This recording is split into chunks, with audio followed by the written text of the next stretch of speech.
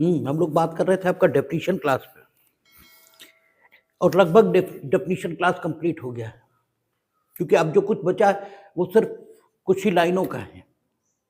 बताया उसने विहित, तो कहता विहित से नियमों द्वारा विहित, ये अभिप्रेत है। और नियम कहाँ दे रखे हैं? आदेशों में। और 2:1 जब शुरुआत की बात आई थी तभी कहा था कि संहिता के अंतर्गत नियम आते हैं, ठीक है। और जब संहिता के अंतर्गत नियम आते हैं और नियम आदेशों में दिए गए हैं, तो बिल्कुल शुरुआत की बात आपसे की गई थी कि संहिता किससे मिलकर बनेगी? धारा प्लस आदेश। और जहां भी लिखा होगा कि जैसा विहित किया गया वैसा किया जाएगा, इसका मतलब ये हो गया कि नियमों में यानी आदेशों में जैसा कहा गया है वैसा किया जाएगा। तो एक सिविल सूट जब चलेगा तो कोई भी काम कैसे किया जाएगा? सम्मन पहुंचना है, कैसे पहुंचेगा? क्योंकि धारा, जब हम लोग पढ़ेंगे धाराओं का पाठ, तो वहां तो सिर्फ इतना कहा जाएगा कि साक्षी पर सम्मन की तामील होगी, बस बात खत्म हो गई। अब एक चीज और भी है कि सम्मन ये किसे कहते हैं? तो आपसे पहले भी हमने कहा कि शब्द जब परिभाषित ना हो तो उसका प्रयोग जिस प्रकार होता है उससे शब्द का अर्थ ये निकालने की कोशिश करिए। तो सम्मन ये कहीं परिभाषित तो है नहीं ना सीपीसी में और ना सीआरपीसी में। वहां जो सम्मन के बारे में बताया तो वहां सम्मन को डिफाइन नहीं किया है, बल्कि यह बताया है कि सम्मन जिसे कहते हैं उसकी स्पेशलिटी क्या होती है, कि वो जो पीठासीन अधिकारी है उसके हस्ताक्षरों से जारी होता है, उसमें यह लिखा होता है कि आपको अमुक समय पर अमुक दिनांक, ठीक है, अमुक दिनांक के अमुक समय पर अमुक स्थान पर उपस्थित होना है। और क्यों उपस्थित होना है? For what? क्योंकि आपकी कहीं भी उपस्थिति यदि अपेक्षित हुई है तो निश्चित तौर पर आपको यह बताया जाना चाहिए कि आपकी संबंधित स्थान पर उपस्थिति क्यों अपेक्षित हुई है, ताकि आप संबंधित स्थान पर जब उपस्थित हो तो जिसने उपस्थिति की अपेक्षा की है वो आपसे उस उद्देश्य की पूर्ति कर सके जिसके लिए उसने उपस्थिति अपेक्षित की थी। इसलिए सम्मन में क्या लिखा होगा, सम्मन क्यों जारी हुआ, यह सब कुछ सम्मन की विशेषता है। बट सम्मन ये डिफाइन नहीं है, इटसेल्फ सम्मन क्या है ये डिफाइन नहीं है, ठीक है। सम्मन किसे कहें? तो जब सम्मन परिभाषित नहीं तो सम्मन का जो प्रयोग है उसके आधार पर अर्थ निकालने की कोशिश यह होगी। तो जब हम सम्मन को देखते हैं तो वो हमें न्यायालय का प्राधिकारिक आदेश दिखाई देता है, जिसके अपालन के परिणाम स्वरूप आपको अवांछित परिणामों का सामना यह करना पड़ सकता है। मामला अगर दांडिक, तो हम लोगों ने पढ़ रखा है कि इफ सम्मन विल नॉट बी ओबेड, तो क्या होगा? वारंट में बी इशूड। और जनरली सामान्यतः वारंट कैसा होगा? नॉन बेलेबल, अजमानती। न्यायालय विशेष आदेश दे तो वो जमानती भी हो सकता है। यद्यपि परंपरा जो विकसित हुई है वो यही विकसित हुई कि प्रथमतः बेलेबल यही जारी करिए। क्यों? इसलिए क्योंकि कानून मानकर चलता है कि आदमी बेसिकली अच्छा है, उससे कुछ कहा जाएगा तो वो करेगा। उसको न करने का क्या कारण? न करे तब उत्पीड़नात्मक तरीके उपयोग में लाए जाने चाहिए, इस धारणा के कारण प्रथमतः बेलेबल वारंट इशू करने की परंपरा है, किंतु सामान्यतः वारंट का अर्थ नॉन बेलेबल वारंट ही है। सिविल में आप सम्मन को फॉलो नहीं करेंगे तो आपके विरुद्ध एक पक्षीय रूप से मामले को निर्णीत कर दिया जाएगा।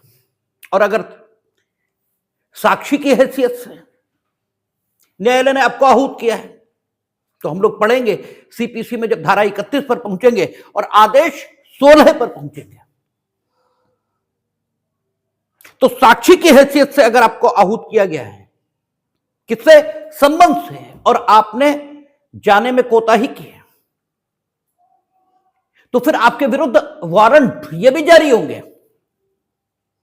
यानी आपको अनवांटेड सिचुएशन ही नहीं, उत्पीड़नात्मक सिचुएशन का भी सामना करना पड़ सकता है। तो कुल मिलाकर अगर हम सम्मन को परिभाषित करें तो इट इज ऑथोरिटेटिव कॉल।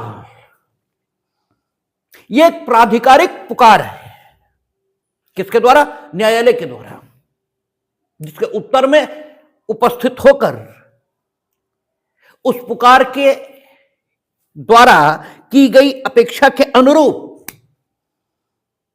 यदि आप व्यवहार नहीं करते हैं तो आपको अवांछित स्थितियों का सामना करना पड़ सकता है। तो सम्मन एक प्राधिकारिक आदेश है जो किसी भी व्यक्ति को न्यायालय के द्वारा किसी निश्चित दिनांक और किसी निश्चित समय पर न्यायालय के समक्ष उपस्थित होकर किसी विशेष उद्देश्य की पूर्ति के लिए जारी किया जाता है। तो अगर आप सीपीसी पढ़ेंगे तो वहां इतना ही लिखा है कि whenever the civil suit will be instituted, then the summon will be issued to the defendant. प्रतिवादी को सम्मन जारी होगा, लेकिन कैसे? सम्मन की तामील कैसे होगी? न्यायालय का अधिकारी स्वयं जाकर सम्मन प्रतिवादी को देगा या थ्रू पोस्ट भेजा जाएगा? क्या कुरियर से भेजा जा सकता है? क्या ईमेल हो सकता है? क्या व्हाट्सएप से भेजा जा सकता है? These are the matters. अच्छा, मान लो वो घर पे ना मिले तो फिर क्या प्रक्रिया अपनाई जानी चाहिए? वारंट का नेटवर्क फेल हो जाए, उसका मोबाइल नंबर ना पता हो, उसका मेल ये ना पता हो और घर पे भी ना मिल रहा हो, तो फिर क्या करें? These are the matters. ये सवाल उठते हैं और इन सवालों का समाधान ये अपनी इच्छा से करने की अनुमति किसी को नहीं है। इन सवालों का समाधान विहित तरीके से किया जाएगा, ठीक है ना? प्रिस्क्राइब्ड मैनर में किया जाएगा। प्रिस्क्राइब्ड मैनर ये कहां दिया गया है? तो वो डेफिनिशन क्लास में बता रहा है कि whenever the CPC is going to write down that this matter will be settled in a prescribed manner, then you will settle that matter according to rules, and at where the rules are given, these are the orders. ये आदेश हैं जहां नियम दिए गए हैं।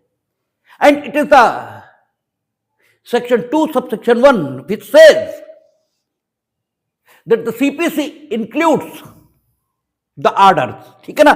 तो 2(1) और 2(16) है। इनको जब मिलाकर हम पढ़ते हैं तो सीपीसी के आदेश ये बेहद महत्व की चीज हो जाते हैं। और इसीलिए हमारे समय में तो सीपीसी की धाराएं इन्हें पूछने की परंपरा थी जुडिशियल एग्जाम्स में। अब जो कुछ पूछा जा रहा है वो आदेश और नियम ये पूछे जा रहे हैं, क्योंकि कायदे से उन्हीं को पूछा जाना चाहिए, क्योंकि सिविल सूट जो संचालित होता है वो नियमों के मुताबिक संचालित होता है और नियम आदेशों में दिए गए हैं। इसलिए आदेशों की विस्तार पूर्वक जानकारी है। इसको किए बिना सिविल कोर्ट के पीठासीन अधिकारी के तौर पर या सिविल कोर्ट में प्रैक्टिशनर के तौर पर आप बहुत कुछ हासिल नहीं कर सकते हैं। तो कहता है विहित, इसका तात्पर्य क्या होता है? नियमों द्वारा विहित। जहां भी लिखा है कि मामले का समाधान विहित तरीके से होना चाहिए, वहां उसका अर्थान्वयन इसी प्रकार होगा कि मामले का समाधान आदेशों में जो नियम लिखे हैं उनके मुताबिक होना चाहिए। ठीक है, इस प्रकार से इसका अर्थ लेते हैं। आगे लोक अधिकारी इसको डिफाइन कर रहा है, तो कहता है लोक अधिकारी से वह व्यक्ति अभिप्रेत है जो निम्नलिखित वर्णनों में से किसी के वर्णन के अधीन आता है। परिभाषा का नेचर निश्चयी एक्सक्लूसिव है। ठीक है, इसका इंक्लूसिव नहीं है। उसने ये नहीं कहा कि निम्न व्यक्ति लोक अधिकारी के वर्णन में आते हैं या लोक अधिकारी की परिभाषा में आते हैं, ये नहीं कहा।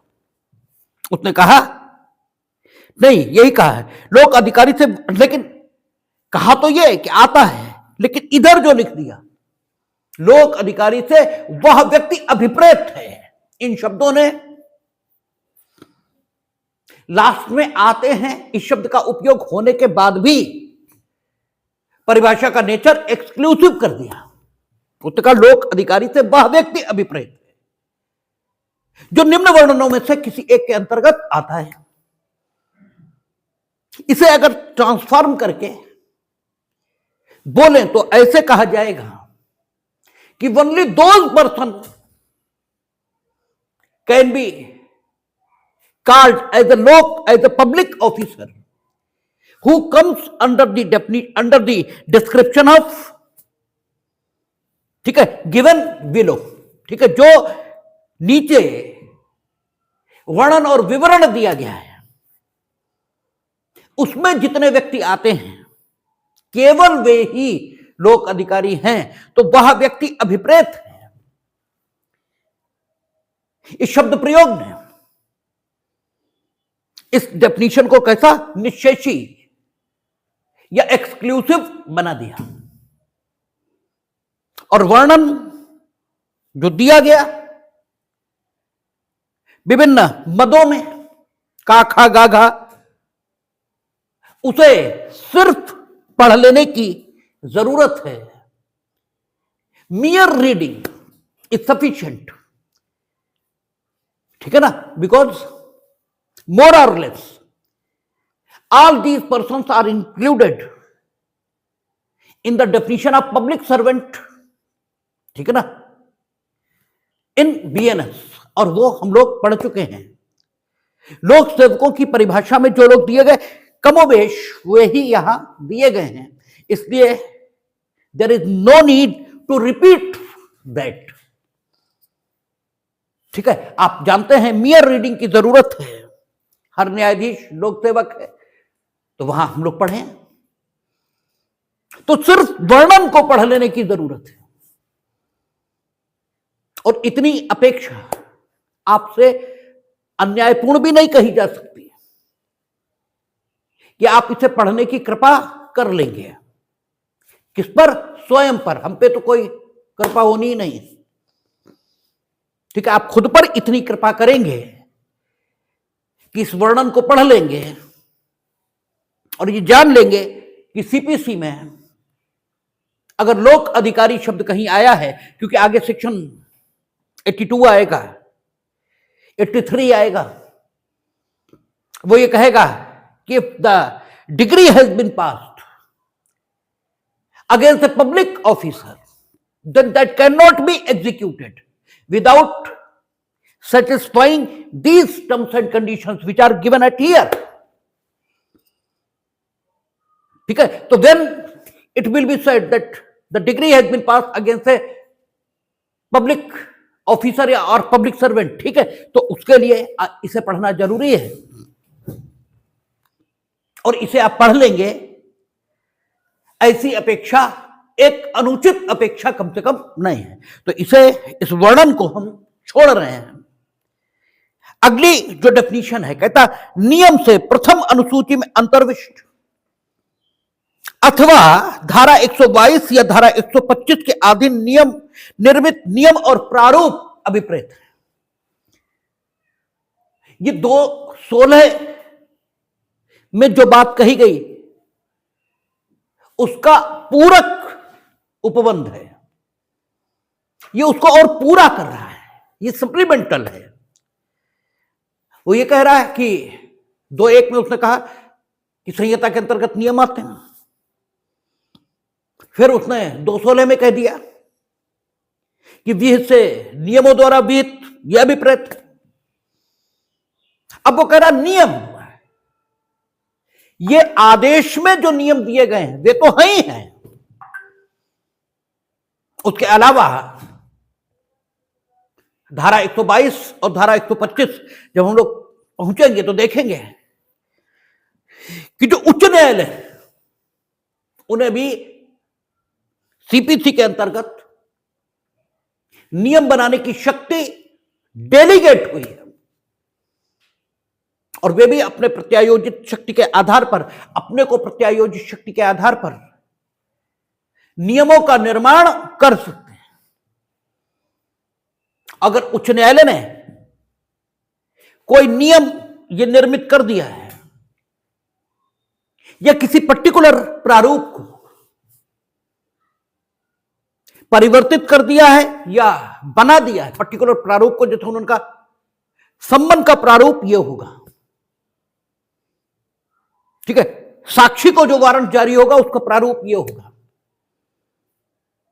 जो इशू फ्रेम किए जाएंगे, जैसे क्रिमिनल में चार्ज फ्रेम होता है, ऐसे यहां इशू फ्रेम होगा. इशू का मतलब क्या हुआ? The point of variance. ठीक है, the point eight which the plaintiff and defendant, ठीक है, आर मेकिंग डिफरेंट वर्जन्स, जहां पर उनके बीच संघर्ष है. ठीक है, वो कहता है ये मकान मेरा है और दूसरा कहता है ये मकान मेरा है. तो पॉइंट ऑफ डिफरेंस ये कानून का भी हो सकता है.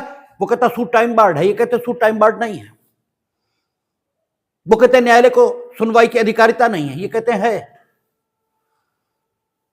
वो कहते हैं न्यायालय शुल्क कम दिया गया है, ये कहते हैं पर्याप्त, ठीक है, पर्याप्त या पूरा दिया गया है.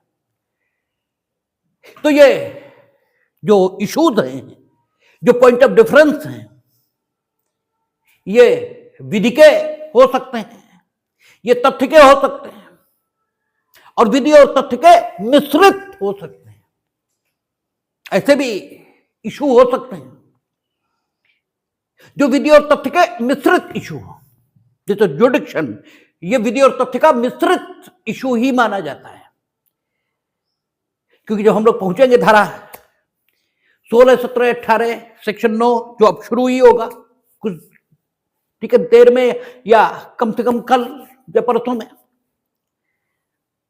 तो हम देखेंगे कि सिविल न्यायालय को कुछ चीजें सुनने की अधिकारिता होगी और कुछ विषयों पर सुनने की अधिकारिता नहीं भी होगी. तो कुछ तथ्य जब उपस्थित होंगे तब न्यायालय को सुनने की अधिकारिता होगी. तो न्यायालय को वाद श्रवण की अधिकारिता है या नहीं है, ये कुछ तथ्यों की उपस्थिति अथवा अनुपस्थिति इस पर निर्भर हो जाएगा. तथ्य ये निर्धारित करेंगे कि अमुक न्यायालय को क्षेत्राधिकार प्राप्त है, अमुक मुकदमे को सुनने का या नहीं प्राप्त है। तो क्षेत्राधिकार है या नहीं है, यह कानून डिसाइड करेगा, क्योंकि धारा 16 कहेगी कि अचल संपत्ति जिन न्यायालयों की अधिकारिता की स्थानीय सीमाओं में स्थित है, ठीक है, उन्हें क्षेत्राधिकार है। वाद कारण जहां अंशता पैदा हुआ या अंशता, ठीक है, पूर्ण रूप से पैदा हुआ, या तो अंशता पैदा हुआ या पूर्ण रूप से पैदा हुआ, या फिर प्रतिवादीगण जहां निवास करते हैं, कारोबार करते हैं अपने सामान्य लाभ के लिए, वहां भी क्षेत्राधिकार है। तो निवास करते हैं या कारोबार करते हैं, ये तो तथ्य का प्रश्न है, क्योंकि जहां तुम दौरे पर गए हो वहां निवास तो कर रहे हो, किंतु स्वयं के लाभ के लिए, स्वयं के, ठीक है, लाभ के लिए कारोबार कर रहे हो, यह नहीं कहा जा सकता। भले ही उस स्थान पर तुम एक ऐसा एग्रीमेंट करने गए हो या एक ऐसे ठेके के लिए बोली लगाने गए हो जो तुम्हारे कारोबार का हिस्सा है, लेकिन फिर भी यह नहीं कहा जा सकता कि तुम अमुक स्थान पर निवास करते हो, कारोबार और स्वयं के अभिलाभ के लिए काम करते हो। तो इसलिए वहां जुडिक्शन नहीं है। आप कहां निवास करते हैं, कहां कारोबार करते हैं, कहां स्वयं के अभिलाभ के लिए काम करते हैं, यह तथ्य संबंधी प्रश्न है। और यदि आप किसी मुकदमे में प्रतिवादी के हैसियत में संयोजित हैं, तो आपके संबंध में ये जो तथ्य हैं, इनके आधार पर ही क्षेत्राधिकार का निर्धारण होगा, ठीक है ना। तो तथ्य, ठीक है, ये निर्धारित करेंगे कानूनी क्षेत्राधिकार को। तो जो इशू है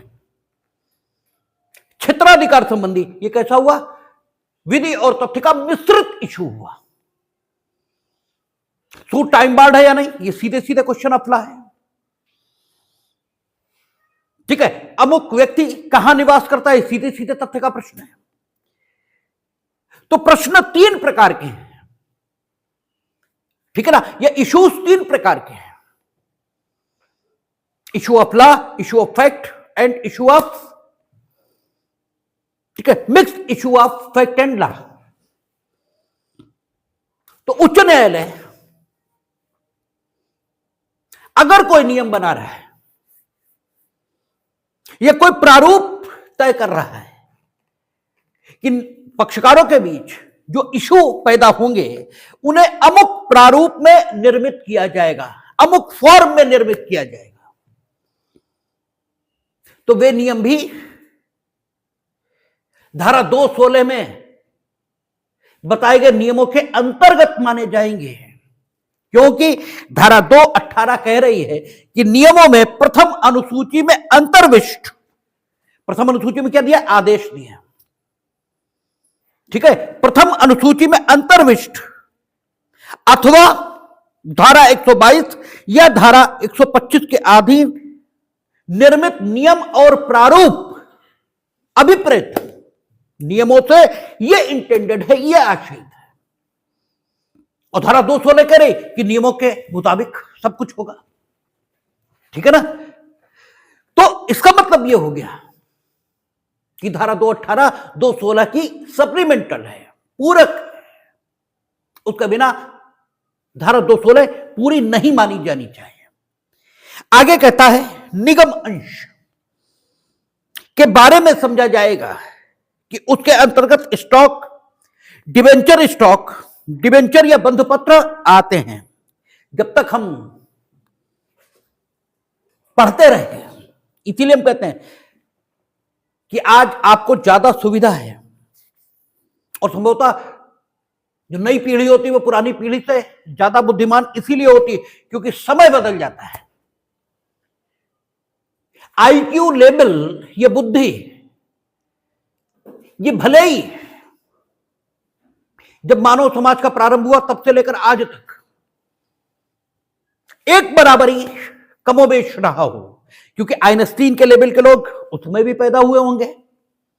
उस समय के आइंस्टीन उसी को कहा जाएगा जिसने पहिए का आविष्कार कर दिया, जिसने आग का आविष्कार कर दिया, ठीक है ना। उसे उस युग का आइंस्टीन यही कहा जाना चाहिए, ठीक है, क्योंकि उसके अंदर उतना ही आईक्यू है जितना आइंस्टीन के अंतर्गत है, जितना आइंस्टीन के अंदर है। जैसे हमने कहा था कि रदरफोर्ड जाने क्या बना रहे थे और नीली नीली रोशनी दिखाई दी और जाने कौन से ट्रॉन का आविष्कार हो गया, इलेक्ट्रॉन, प्रोटॉन, पॉजिट्रॉन, न्यूट्रॉन, पता नहीं कौन से, लेकिन हो गया। उसने भी, उस जमाने के आइंस्टीन ने पत्थरों को टकराते और चिंगारी उत्पन्न होते देखा।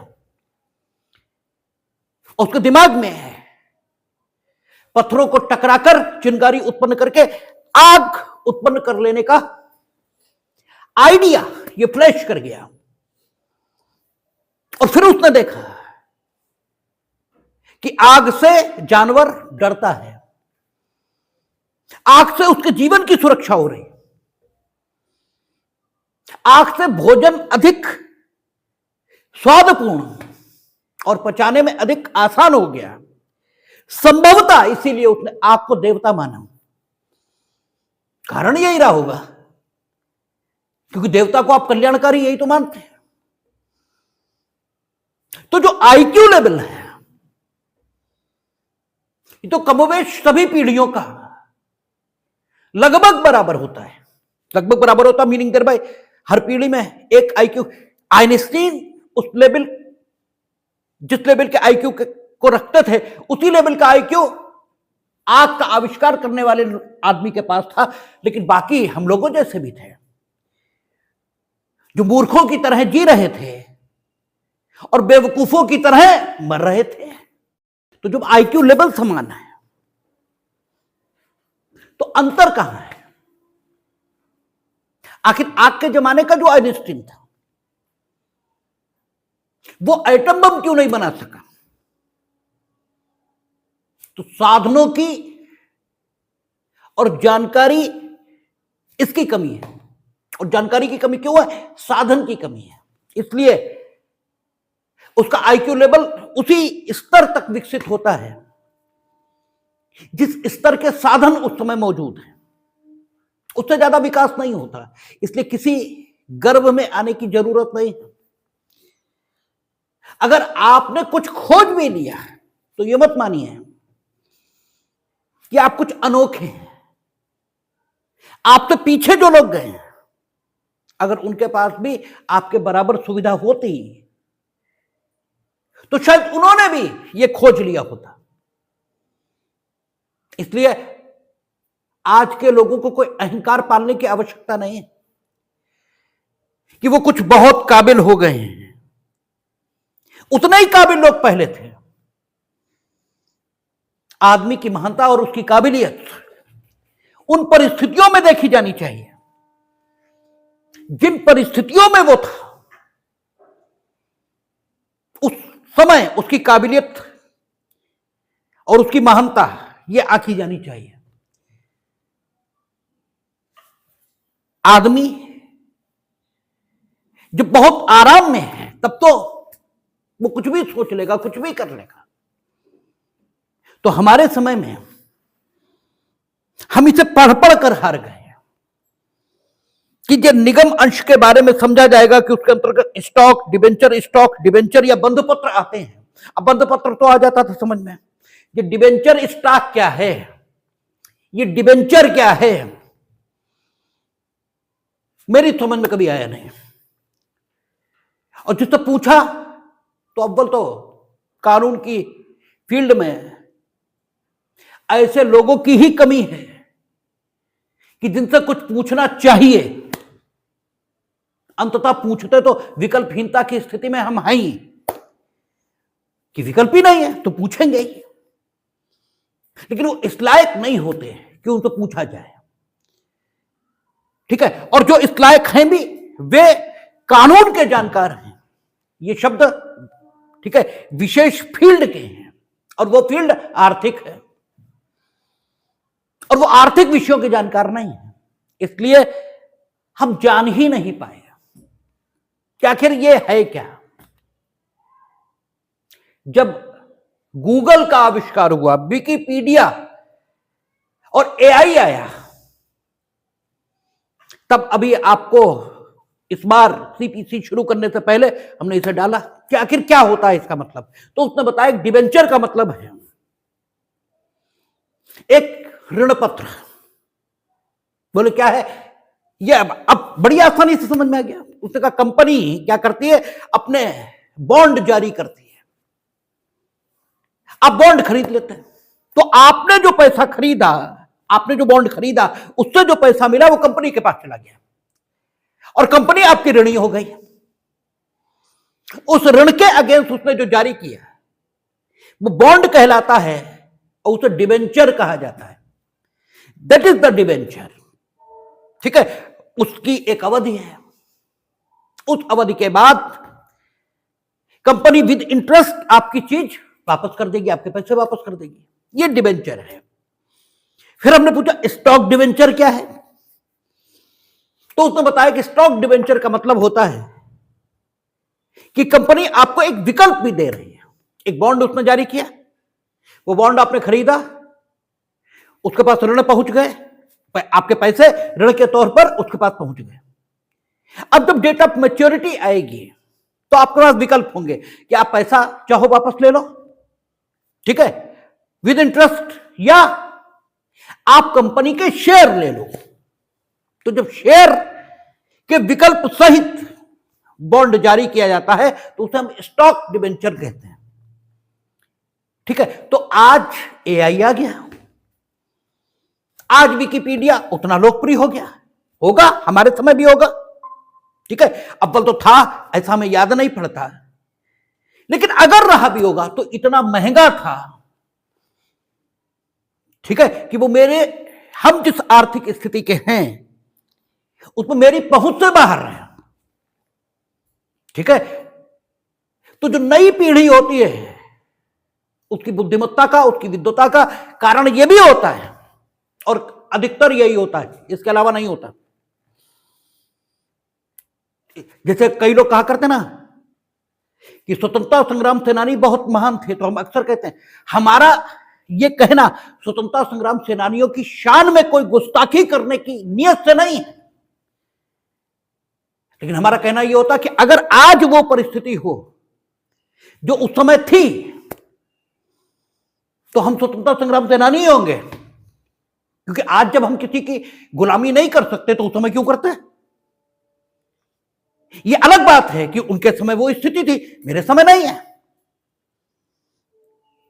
तो ये ठीक है कि उन्होंने अपने, हाँ ये ठीक है कि उनके समय भी बहुत सारे लोग ऐसे थे जिन्होंने गुलामी में जीवन काट दिया और कोई शिकायत उन्हें गुलामी से नहीं हुई, तो उनके दृष्टिकोण से वे महान भी हैं, सम्मान के योग्य भी हैं।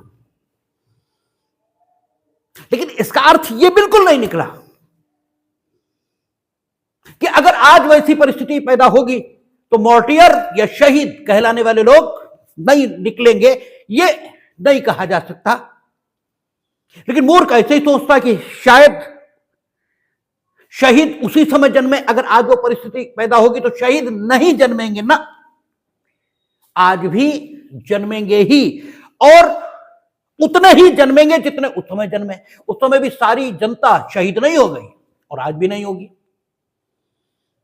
ठीक है, उस समय भी गिनती के लोग ये निकले थे, और शेष क्या बता रहे थे, शेष उनके हंसी और मजाक उड़ाने में लगे थे, किन कहावतों के माध्यम से, कि चुकरिया भर बारूद और अंग्रेजों से जंग।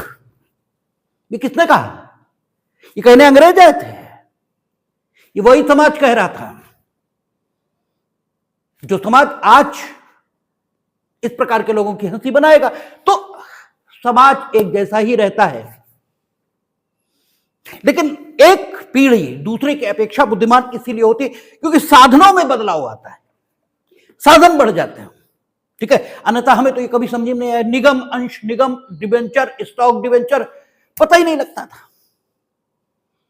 तो आपका जहां भी ये शब्द आएंगे, डिवेंचर, स्टॉक डिवेंचर, उनका अर्थ ये समझा जाएगा। उसने कहा निगम अंश, यानी शेयर के अंतर्गत, अगर शेयरों की कहीं बात चलेगी तो उसके अंतर्गत डिवेंचर और स्टॉक डिवेंचर और अन्य प्रकार के बंधपत्र ये भी आते हैं, या बंधपत्र आते हैं, ठीक है। तथा निर्णय या डिग्री की दशा के सिवाय हस्ताक्षरित के अंतर्गत स्टाम्पित आता है। डिग्री या निर्णय इसे नहीं, क्योंकि लिखेगा ना डिग्री न्यायाधीश द्वारा हस्ताक्षरित होगी, निर्णय हस्ताक्षरित होगा, तो न्यायाधीश स्टाम्पित करेगा अर्थात उस पर टिकट लगाएगा, यह अपेक्षा नहीं है, ठीक है। उसने कहा निर्णय या डिग्री के सिवाय हस्ताक्षरित के अंतर्गत स्टाम्पित आता है, अर्थात अगर आपसे कहीं हस्ताक्षरित कुछ दाखिल करने की अपेक्षा हो रही है तो उसके अंतर्गत स्टाम्पित आता है, यानी कोर्ट फीस एक्ट यह अपेक्षा कर सकता है कि अमुक प्रार्थना पत्र अगर आपके हस्ताक्षर से जाएगा तो उस पर इतने रुपए का स्टैंप लगाया ही जाएगा, क्योंकि हस्ताक्षरित के अंतर्गत स्टाम्पित आता है, अर्थात कहीं हस्ताक्षरित लिखा है तो आप लड़ेंगे नहीं कि यहां स्टाम्पित तो लिखा ही नहीं है, हस्ताक्षरित के अंतर्गत स्टाम्पित आता है। जो उसने डेफिनेशन क्लास में स्पष्ट किया, और अब डेफिनेशन क्लास समाप्त हुआ। अब सेक्शन 3 जो क्या कह रहा, न्यायालयों की अधीनस्थता। हम लोगों ने सीआरपीसी वहां भी देखा था, क्या कहा था, मजिस्ट्रेटों के न्यायालय सेशन न्यायाधीश के अधीनस्थ होंगे, अपर सेशन न्यायाधीश के न्यायालय सेशन न्यायाधीश के अधीनस्थ होंगे, न्यायिक मजिस्ट्रेटों के न्यायालय मुख्य न्यायिक मजिस्ट्रेट के अधीनस्थ होंगे, और वो आपका कार्यपालक मजिस्ट्रेटों के न्यायालय जिला मजिस्ट्रेट के अधीनस्थ होंगे। कार्य वितरण की दृष्टि से सीनियरिटी और जूनियरिटी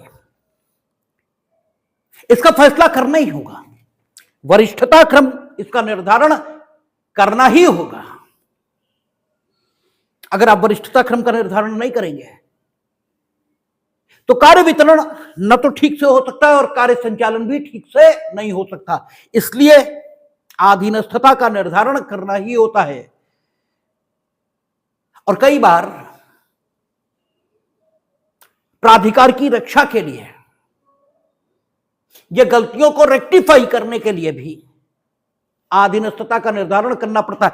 छोटा गलती करेगा तो बड़े के पास आप जाएंगे, लेकिन तय तो हो बड़ा कौन, तय तो हो कि बड़ा कौन आखिर, क्योंकि बड़े को निर्धारित करने के भी अनेकों तरीके हो सकते हैं।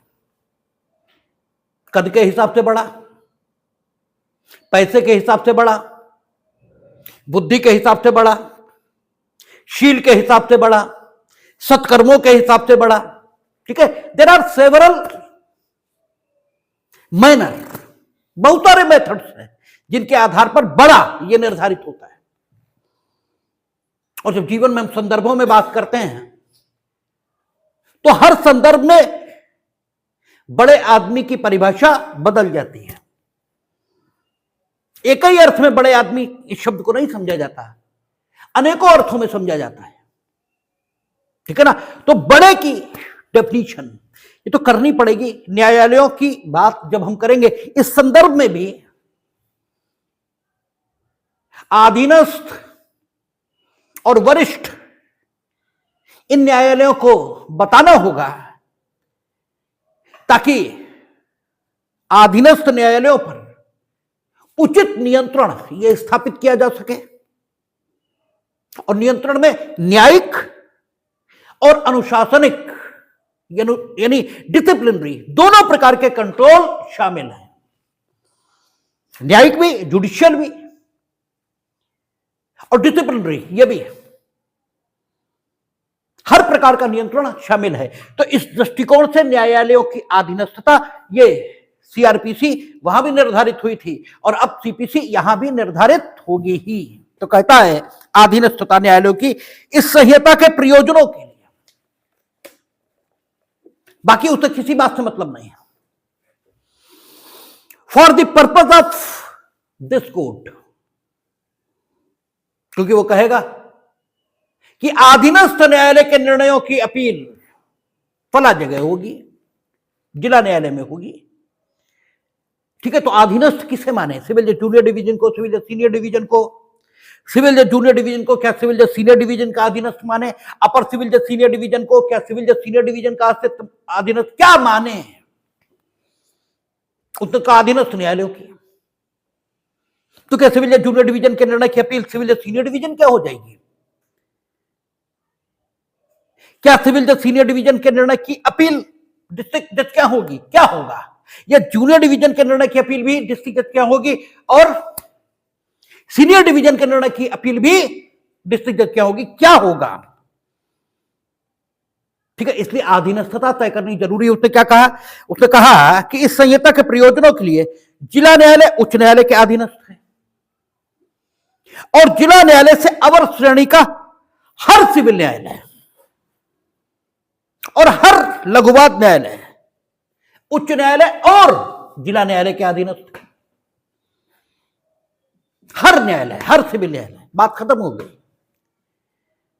जब आप कचहरी जाते हैं, हम भी गए थे, और हमने कहा था कि आप लोग भाग्यशाली हैं कि आपको हमसे बहुत ज्यादा कानून आता है। ये बिल्कुल सही है, हम कानून कैमरे पर स्वीकार कर रहे हैं, बिल्कुल सही है, आपको हमसे बहुत ज्यादा कानून आता है, क्योंकि हमने एलएलबी जिस वातावरण में की है वो वही वातावरण था कि कानून पढ़ने की चीज ही नहीं है, वो तो कचहरी में सीखने की चीज है। जब हम कचहरी गए तो हमें विषयों के नाम भी नहीं मालूम थे। सीपीसी किस चिड़िया का नाम है हमें मालूम ही नहीं था। उस वातावरण में गए। अब वो जो जनरल कॉन्सेप्शन होता है वही हमें था कि जूनियर डिवीजन सीनियर डिवीजन का कायदे से अधीनस्थ होना चाहिए, अपर सिविल जज सीनियर डिवीजन को सीनियर डिवीजन का अधीनस्थ होना चाहिए। तो जूनियर डिवीजन की अपील सीनियर डिवीजन में क्यों नहीं जाती? जूनियर डिवीजन डिसाइड हुआ वो भी डिस्ट्रिक्ट जज क्या चली गई, और सीनियर डिवीजन से डिसाइड हुआ वो भी डिस्ट्रिक्ट जज क्या चली गई। और अगर आप किसी से पूछो वहां तो आपके सीनियर बहुत अच्छे हो तो बता दें, 70% तो उन्हें भी नहीं मालूम होता, 70% मामलों में, और बल्कि 80 होगा, 70 कमी हम कह रहे हैं, 80 होगी ये प्रतिशत। अव्वल तो उन्हें ही नहीं मालूम है कि ऐसा क्यों हो रहा है। ठीक है, और अगर उन्हें मालूम भी हो तो वो आपको बताएंगे नहीं, और अगर बताना भी चाहें तो बताने की टेक्निक उन्हें नहीं मालूम, क्योंकि बताने की टेक्निक टीचर के पास है।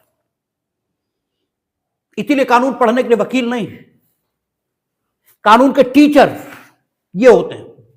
वकील क्यों नहीं पढ़ा देते कानून? नहीं पढ़ा सकते, उन्हें मालूम हो तो बता नहीं पाएंगे। ठीक है, अव्वल तो मालूम ही नहीं है। ठीक है, क्योंकि जो मालूम है वो भी मालूम हो जाए, यह भी बहुत बड़ी बात है। आप भगवान हो, आपको मालूम ही नहीं है। कृष्ण भगवान थे, उन्हें मालूम था कि हम भगवान हैं, इसलिए उनका पूरा व्यक्तित्व और कृतित्व भगवान की जो कल्पना है और उनसे जो अपेक्षित है उसी के मुताबिक था। भाई ईसा मसीह ने घोषित किया कि हम भगवान के बेटे हैं, तो ये अहंकारपूर्ण घोषणा थोड़ी है। वो जानते हैं वो भगवान के बेटे हैं। आप नहीं जानते हैं, आप भी भगवान के ही बेटे हैं। ऐसा थोड़ी आप किसी और के बेटे हैं, तो भगवान ही के। लेकिन आप ये जान नहीं रहे। फर्क सिर्फ इतना है, जूते कहीं भी रखोगे भगवान पे ही, क्योंकि कण कण में भगवान है। ठीक है, आप ये जान नहीं रहे हो कि जहां भी हम पैर रखना है बस भगवान ही पे रखना है। इसलिए आप मंदिर में जूते रख देने वाले को पीट रहे हो, और मंदिर में जहां पे जूते रखने की जगह बनी है वहां जूते रखने वाले को सभ्य और सुसंस्कृत मानना। हम ये नहीं कह रहे कि आपको जूते पहन के मंदिर जाना चाहिए, बिल्कुल नहीं कह रहे। इसलिए नहीं, क्योंकि ठीक है, अगर लोगों की आस्था यह है कि नहीं आना चाहिए यहां जूते पहनकर, तो जाने की भी क्या जिद। अरे भाई, सामाजिक नियम का पालन कर लीजिए, क्या दिक्कत है? ठीक है, तो जो आप हैं जरूरी नहीं वो जानते हो। तो ऐसे ही कचहरी में हम पूछते थे कि आखिर जूनियर डिवीजन की अपील सीनियर डिवीजन में क्यों नहीं, बताते ही नहीं था कोई। कारण धारा 3 है, क्योंकि अपील जहां हम लोग पढ़ेंगे या अन्य चीजें पढ़ेंगे, उनका अधीनस्थ न्यायालयों के निर्णयों की अपील सिर्फ जिला न्यायालय में होगी। ठीक है, अब अधीनस्थ न्यायालय में क्या होगा, तो कहता है इस संहिता के प्रयोजनों के लिए जिला न्यायालय उच्च न्यायालय के अधीनस्थ है, सीधी बात हो गई, इसे समझने में किसी कठिनाई नहीं होती। और कहता है और जिला न्यायालय से अवर श्रेणी का हर सिविल न्यायालय। जब उसने कहता है जिला न्यायालय से अवर श्रेणी का हर सिविल न्यायालय, और जिला न्यायालय एक ही होता है, उससे अवर श्रेणी का हर सिविल न्यायालय और हर लघुवाद न्यायालय।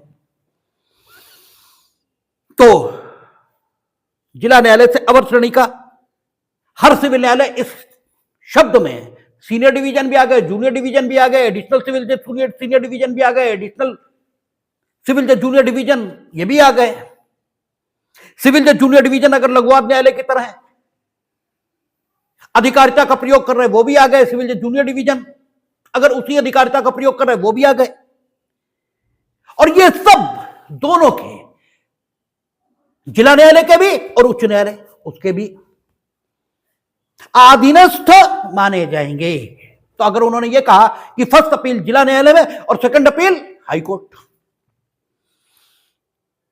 तो जितने अवर श्रेणी के न्यायालय हुए जिला न्यायालय को छोड़कर, वो सारे के सारे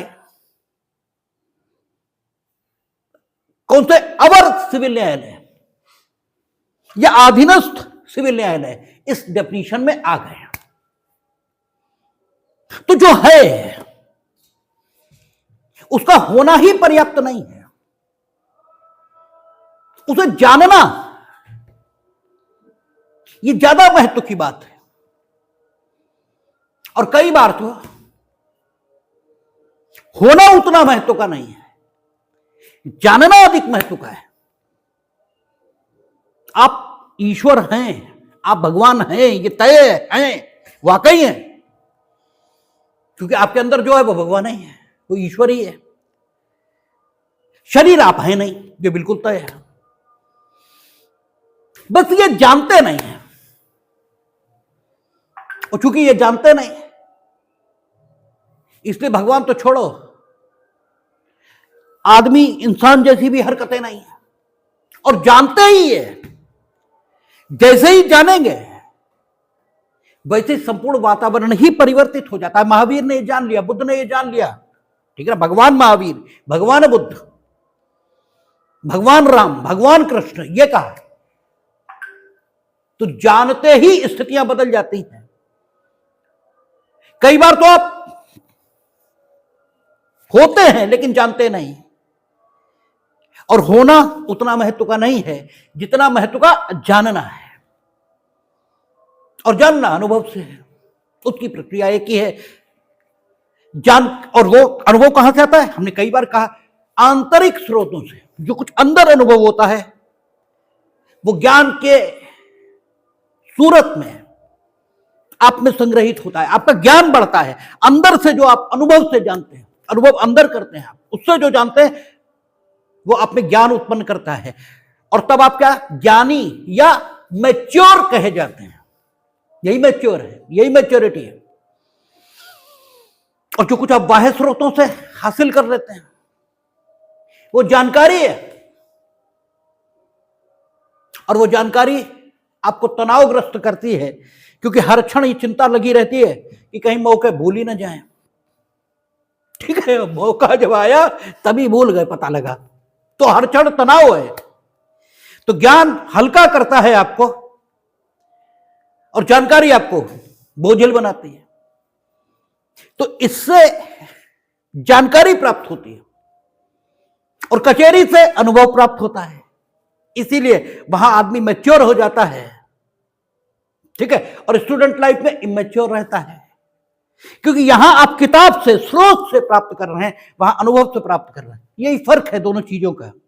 ठीक है, तो धारा 3 आपको न्यायालयों की अधीनस्थता बता रही है। 4 व्यावृत्ति खंड है, कहता है इसके प्रतिकूल किसी विनिर्दिष्ट उपबंध के अभाव में, या तो इसके प्रतिकूल कोई विनिर्दिष्ट उपबंधों को स्पेसिफिकली कुछ कहा गया हो, इस संहिता की किसी भी बात के बारे में यह नहीं समझा जाएगा कि वह किसी विशेष या स्थानीय विधि का जो अप्रवृत्त है या तत्समय प्रवृत्त किसी अन्य विधि द्वारा या उसके अधीन प्रदत्त किसी विशेष अधिकारिता या शक्ति को या विहित प्रक्रिया के किसी विशेष रूप को परिसीमित करती है या उस पर अन्यथा प्रभाव डालती है। इससे अभिव्यक्त किसी उपबंध के अभाव में, इससे, ठीक है, अभिव्यक्त, इससे विपरीत अभिव्यक्त उपबंध के अभाव में, ये शब्द सबसे ज्यादा अच्छे तरीके से हिंदू मैरिज एक्ट में समझ में आते हैं। वहां वो कहता है कि हिंदू विवाहों के संबंध में जो उपबंध यहां कर दिए गए हैं, ठीक है ना, हिंदू विवाहों के संबंध में जिन विषयों के संबंध में यहां उपबंध हो गया है, उन विषयों के संबंध में हिंदू विधि की प्रत्येक रूढ़ी, प्रत्येक परंपरा और हिंदू विधि का प्रत्येक पाठ निरसित हुआ समझा जाएगा। यह विशेष अभिव्यक्त उपबंध हिंदू मैरिज एक्ट में है।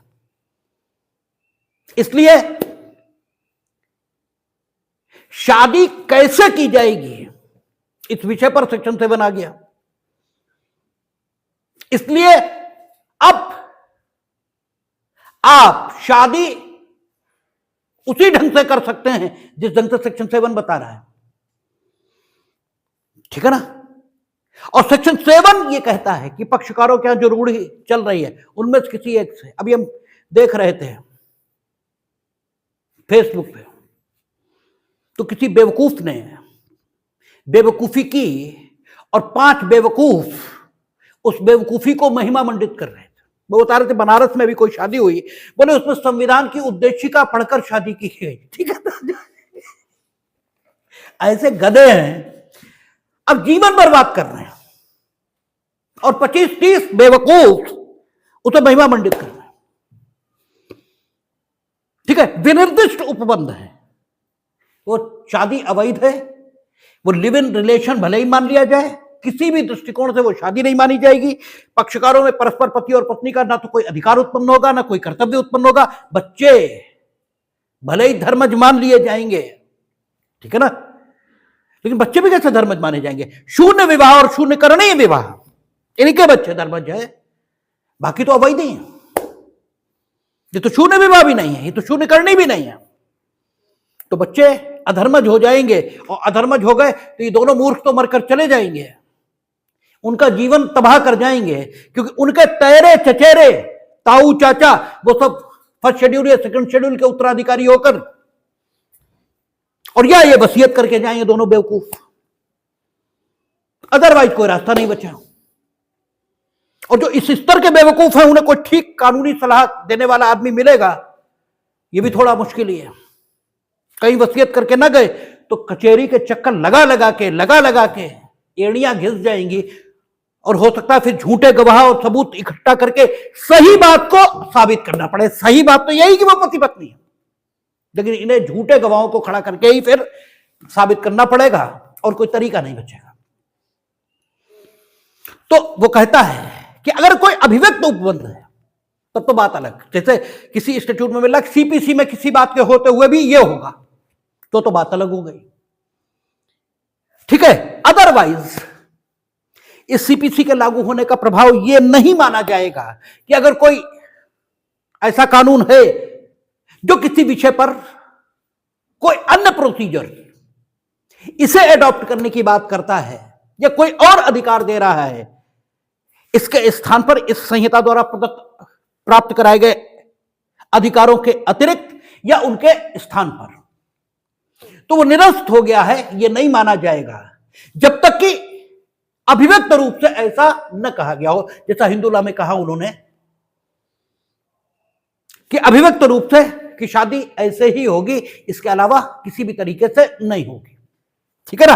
तो आपका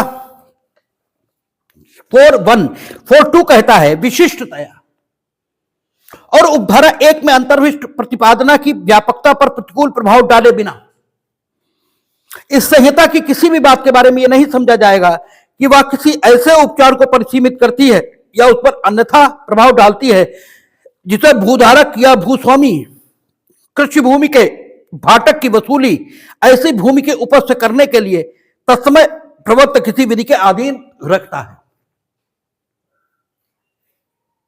विशिष्टतया और आपका कहता है उपधारा 1 में अंतर्विष्ट प्रतिपादना की व्यापकता पर प्रतिकूल प्रभाव डाले बिना, स्पेशली क्योंकि ये ज्यादा महत्व की बात थी इसलिए अलग से उन्होंने ये बात कह दी, अदरवाइज इसे कहने की जरूरत नहीं है। सीधे उन्होंने कहा कि जो कुछ वहां कहा गया उपधारा 1 में वो तो लागू ही होगा, इसके अतिरिक्त ये कहना भी ठीक होगा कि भूमियों को भाटकों पर देने से संबंधित जो विधि है, जो लैंड रेवेन्यू एक्ट कहला, वो आपका भूमि विधियां जो लैंड लॉज कहलाती हैं, उनके अंतर्गत अगर टेनेंट से यानी अभिधारी से यानी जिसे भूमि दी गई है, जो भूमिधर है, जिसे भूधृति, ठीक है, यानी खेती योग्य जमीन दी गई है, उस पर जो भाटक लगाया गया है उसे वसूलने के लिए अगर कोई रेमेडी वैसा कानून देता है तो उसे सीमित करती है संहिता किसी भी प्रकार से, ये नहीं माना जाएगा। वहां जो प्रोसीजर दिया है भाटक को वसूलने का वो अपनी जगह काम करेगा, उसे ये सीमित नहीं करती, ठीक है ना। और ये कहना इसलिए जरूरी क्योंकि भाटक संपत्ति संबंधी प्रश्न होगा और आगे सेक्शन 9 हम लोग पढ़ेंगे तो वो कहेगा कि संपत्ति संबंधी सभी प्रश्न सिविल प्रश्न समझे जाएंगे और उनका निर्धारण करने का हक सिविल कोर्ट का होगा। तो ये बात कहनी जरूरी थी, इसलिए उन्होंने ये बात कह दी, ठीक है। अच्छा, संहिता का राजस्व न्यायालयों को लागू होना, सेक्शन 5 ये कहती है संहिता का राजस्व न्यायालयों को लागू होना। ये कहा है राजस्व न्यायालय सिविल न्यायालय है, ये नहीं कहा। राजस्व न्यायालय सिविल न्यायालय है, ये नहीं कहा है, ठीक है। अगर कोई चीज अच्छी है तो उस परंपरा का पालन हम अपने घर में भी करना शुरू कर देते हैं,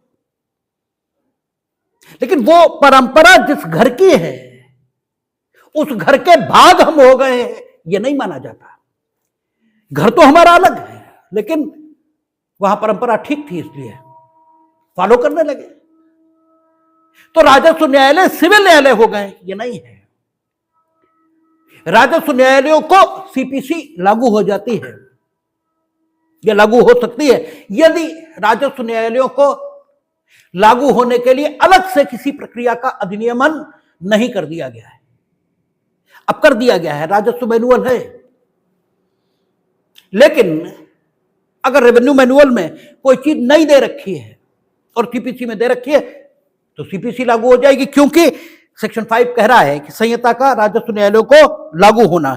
जहां कोई राजस्व न्यायालय प्रक्रिया संबंधी ऐसी बातों में जिन पर ऐसे न्यायालयों को लागू कोई विशेष अधिनियमित मौन है, कहता है प्रक्रिया संबंधी ऐसी बातों पर, यानी राजस्व न्यायालय में प्रक्रिया संबंधी ऐसी बातें जिन पर उस न्यायालय को लागू होने वाली विशेष अधिनियमित मौन है, यानी अगर विशेष अधिनियमित जो राजस्व न्यायालयों की प्रक्रिया को अवधारित करती है उसमें कोई उपबंध दे रखा है तो सीपीसी लागू नहीं होगी। लेकिन राजस्व न्यायालयों की प्रक्रिया को रेगुलराइज करने वाली, विनियमित करने वाली जो विधि है, यदि किसी विशेष प्रक्रिया संबंधी विषय पर या प्रक्रिया संबंधी बिंदु पर मौन है, ठीक है, तो इस संहिता के जहां कोई राजस्व न्यायालय प्रक्रिया संबंधी ऐसी बातों पर में जिन पर ऐसे न्यायालयों को लागू कोई विशेष अधिनियमित मौन है, इस संहिता के उपबंधों द्वारा शासित है, वहां राज्य सरकार, और जहां वो राजस्व न्यायालय स्थापित है वहां सीपीसी लागू भी है, क्योंकि सीपीसी नागालैंड और जनजातीय क्षेत्र और फलाना ढिमाका वहां लागू नहीं भी है ना। यदि वो क्षेत्र ऐसा है जहां राजस्व न्यायालय स्थापित है कि वहां सीपीसी लागू भी है तो राज्य सरकार क्या कर सकती है, राजपत्र में अधिसूचना द्वारा यह घोषणा कर सकेगी कि उन उपबंधों के कोई भी प्रभाग, यानी सीपीसी के उपबंधों के कोई भी प्रभाग जो इस संहिता द्वारा अभिव्यक्त रूप से लागू नहीं किए गए हैं, ठीक है ना, उन न्यायालयों को लागू नहीं होंगे या उन्हें केवल ऐसे उपांतरों के साथ लागू होंगे जैसा राज्य सरकार विहित करे। ठीक है, तो राज्य सरकार क्या कर सकती है कि अगर उस विशेष अधिनियमिति में मौन है तो राज्य सरकार ये कह सकती है कि सीपीसी के ये प्रोविजन लागू नहीं होंगे और ये लागू होंगे, और ये अगर लागू होंगे तो जब सिविल मामले में लागू होते हैं तो इस तरह भले ही लागू होते हों, लेकिन जब राजस्व न्यायालय को लागू होंगे तो इस तरह लागू होंगे, मॉडिफिकेशंस के साथ लागू कर सकती है। अच्छा, कहता उपधारा 1 में राजस्व न्यायालय से ऐसा न्यायालय अभिप्रेत है, राजस्व न्यायालय बता रहा कि राजस्व न्यायालय से क्या अभिप्रेत है, जो कृषि प्रयोजनों के लिए प्रयुक्त भूमि के भाटक, राजस्व या लाभों से संबंधित वाद, कृषि भूमि के जो कृषि के प्रयोजन के लिए प्रयुक्त भूमि के भाटक, राजस्व या लाभों से संबंधित वाद या अन्य कार्रवाइयों को ग्रहण करने की अधिकारिता किसी स्थानीय विधि के अधीन रखता है, किंतु ऐसे वादों या कार्रवाइयों का विचारण सिविल प्रकृति के वादों या कार्रवाइयों के रूप में करने के लिए इस संहिता के अधीन आरंभिक अधिकारिता रखने वाला सिविल न्यायालय इसके अंतर्गत नहीं आता। ठीक है ना, इसका मतलब राजस्व न्यायालय में सिविल न्यायालय नहीं आता, ये उसने स्पष्ट कर दिया कि सिविल न्यायालय जो अधिकारिता का प्रयोग करता है वो राजस्व न्यायालय नहीं है। यहां राजस्व न्यायालय से क्या अभिप्रेत है, कृषि संबंधी, केवल खेती संबंधी जो मुकदमे हैं उन्हें सुनने के लिए जो न्यायालय सशक्त है उसे राजस्व न्यायालय कहेंगे, और इसके राजस्व न्यायालय शब्द के अंतर्गत सिविल न्यायालय नहीं आता, क्योंकि राजस्व न्यायालय खेती संबंधी मामले सुनेंगे, भाटक आदि के, और वो संपत्ति ही है, और आगे सिविल न्यायालय को या सिविल प्रकृति के वाद को जो डिफाइन करेगा तो कहेगा सिविल प्रकृति का वाद वो होता है जिसमें संपत्ति संबंधी प्रश्न अंतर्गत होता है। तो ये भूल हो सकती है, ये मिसकॉन्सेप्शन हो सकता है कि आदमी क्या मान ले कि जो राजस्व न्यायालय है वो सिविल न्यायालय या सिविल न्यायालय राजस्व न्यायालय। इसलिए यहां बिल्कुल उन्होंने क्लियर कर दिया कि राजस्व न्यायालय वो है जो कृषि संबंधी मामले सुनेगा और इसके अंतर्गत सिविल न्यायालय नहीं आता। अब जो शुरू हो रहा है वो जुरिडिक्शन है, ठीक है, धन संबंधी अधिकारिता और आगे और चीजें आएंगी, तो सीधे सीधे अब जुरिडिक्शन का मामला शुरू होगा और जुरिडिक्शन पर नए दिन से नई बात करेंगे। देखिए